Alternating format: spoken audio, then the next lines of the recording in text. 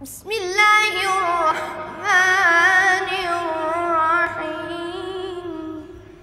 اعوذ باللہ من الشیطان الرجیم بسم اللہ الرحمن الرحیم الحمد للہ رب العالمین الحمد للہ کما هو اہلہ الصلاة والسلام علی اشرف الانبیاء والمرسلین وعلى آله الطيبين الطاهرين المعصومين واللعنة الدائمة على أعدائهم أجمعين۔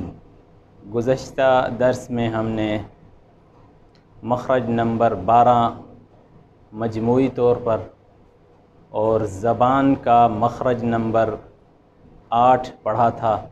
آج انشاءاللہ ہم مجموعی طور پر مخرج نمبر 13 اور زبان کے لحاظ سے مخرج نمبر 9 پڑھنے جا رہے ہیں۔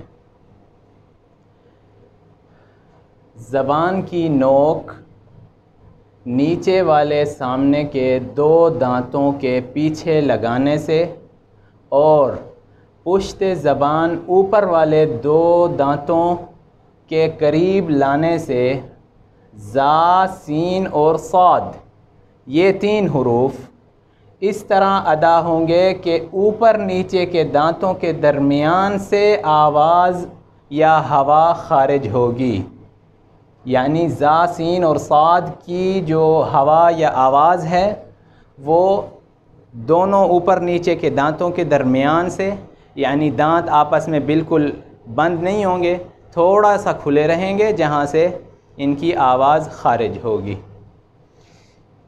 زا، سین اور صاد یہ 3 حروف ایسے ہیں جس میں علماء کا اختلاف پایا جاتا ہے، مگر ہم نے آپ کے سامنے زا، سین اور صاد کا جو مخرج پیش کیا ہے یہ تحقیق کے بعد ان علماء تجوید سے کہ جو اس فن میں مہارت رکھتے ہیں اور خود ایک تجربے کے ساتھ اس کو پیش کیا ہے۔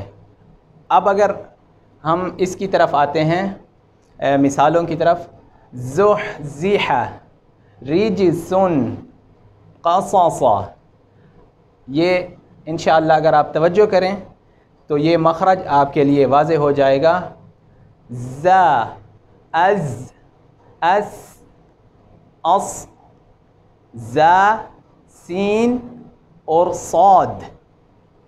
صاد اس میں ایک بات کا خیال رہے جو کہ ہم تقریباً ہر درس میں کہتے رہتے ہیں اور آج بھی یہی کہیں گے کہ یہ چونکہ قریب المخرج یا ایک ہی مخرج سے ادا ہونے والے حروف ہیں تو بعض لوگوں سے سننے میں یہ آتا ہے کہ وہ حرف کو تھوڑا سا تبدیل کر دیتے ہیں۔ رجسن، رجزن 2 الفاظ ہیں ہمارے پاس، ایک رجسن ہے اور ایک رجزن۔ رجزن اس کا مطلب ہے عذاب، رجسن اس کا مطلب ہے نجاست۔ اب بعض لوگ رجسن کو رجزن پڑھتے ہیں، یعنی تھوڑا سا اس میں زا کی آواز محسوس ہوتی ہے رجسن میں، اور اسی طرح رجزن میں رجسن تھوڑا سا سین کی آواز محسوس ہوتی ہے بعض لوگوں کی، اور یہ درست نہیں ہے، اس بات کا خیال رکھنا ہوگا۔ زحزح، رجسن، رجزن، قصص۔ اب ہم تھوڑا یہ واضح کرتے ہیں کہ نوک زبان، یہ اگر ہم زبان تصور کریں تو یہ نوک ہے، یہ ہماری نیچے والے دانتوں کے پیچھے ٹچ ہوگی، لگے گی، اور زبان کی جو پشت ہے یہ والی جگہ یہ اوپر والے دانتوں کے قریب ہوگی، اور درمیان سے ادھر سے آواز دونوں دانتوں کے درمیان سے خارج ہوگی۔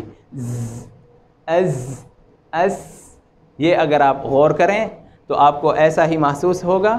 اص، از، اص، اس۔ اب ہم فرق کی طرف آتے ہیں، زا، سین اور صاد میں فرق۔ زا جو ہے باقی ان دو حروف سے اس طرح جدا ہوتی ہے کہ اس کی ایک خاصیت یہ ہے، مخرج ان تینوں کا ایک ہی ہے، ایک ہی بالکل ایک ہی جگہ سے ادا ہوتے ہیں۔ دیکھیں از، اس، زبان بالکل ادھر ہی ہے، از، اس، اس، بالکل ایک ہی جگہ پہ ہے۔ اب زا جو ہے وہ اس طرح جدا ہوتی ہے باقی دو حروف سے کہ زا کی آواز میں تھوڑا سا تھر تھراہٹ ہوتی ہے جی، اور سین اور صاد میں ایسا نہیں ہوتا۔ از، یہ دیکھیں از، یہ تھوڑا سا اس میں آواز میں تھر تھراہٹ ہے، اور سین کی خصوصیت یہ ہے کہ اس میں سیٹی کی کیفیت وہ باقی حروف سے زیادہ ہوتی ہے جی۔ از، اس، اس، اس، از، اس، اس، اور صاد میں یہ فرق ہے کہ صاد کی ادائیگی میں زبان کا پچھلا حصہ، یہ زبان ہے، زبان کا پچھلا حصہ اوپر کو اٹھتا ہے، جس سے حرف میں موٹا پن اور تفخیم پیدا ہوتی ہے۔ صاد، صاد، دیکھیں اب صاد کی آواز سین کی نسبت تھوڑا پر اور موٹی ہے، یہ ان تین حروف میں فرق ہے۔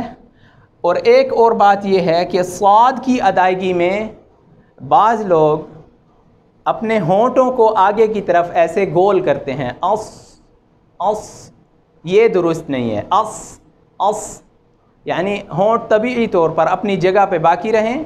اہدنا الصراط المستقیم، صراط الذین، صراط الذین۔ صاد جو ہے وہ سین اور زا کی نسبت پر اور موٹا ہوتا ہے، اور زا اور سین باریک اور ان کی آواز پھیلی ہوئی جی، اور صاد کی آواز پر ہو کر اور موٹی اور تفخیم کے ساتھ ادا ہوتی ہے۔ تو انشاءاللہ زا، سین اور صاد کا مخرج ہمارے لیے یقیناً واضح ہو گیا ہوگا۔ اگلے درس میں انشاءاللہ ہم زبان کا آخری مخرج نمبر 10 بیان کریں گے، اور مجموعی طور پر مخرج نمبر 14 بیان کریں گے۔ انشاءاللہ آپ ہمارے ساتھ رہیں گے۔ وآخر دعوانا ان الحمد للہ رب العالمین۔